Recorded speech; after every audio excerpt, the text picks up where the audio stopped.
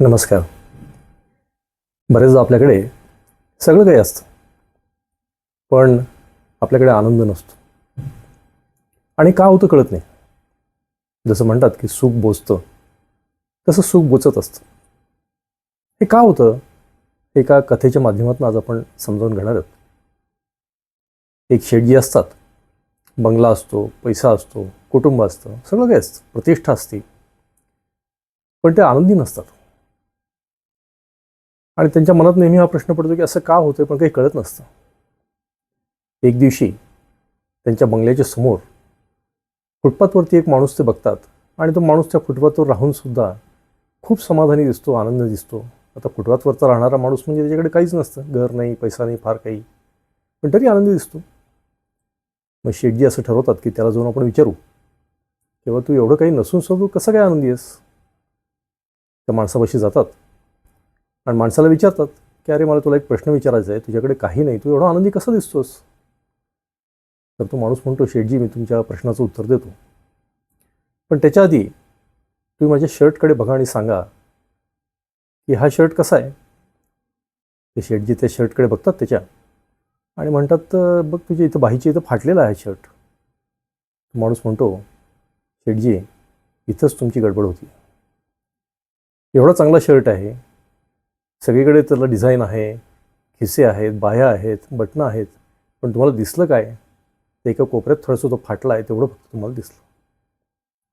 म्हणजे होतंय काय की तुमची दृष्टी जे काय चांगलं आहे त्याच्याकडे न राहता फक्त जे काय खराब आहे तिकडे राहते आणि त्यामुळे तुम्ही दुःखी आहात.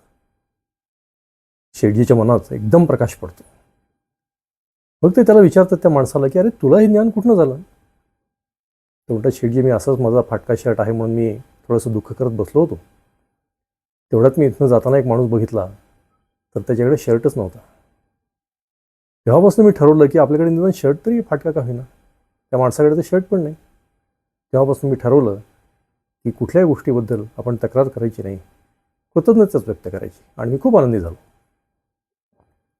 या कथेवरनं कळतं काय की आपण जी सतत तक्रार करत बसतो, हे नाही ते नाही, त्यामुळे आपला आनंद जातो.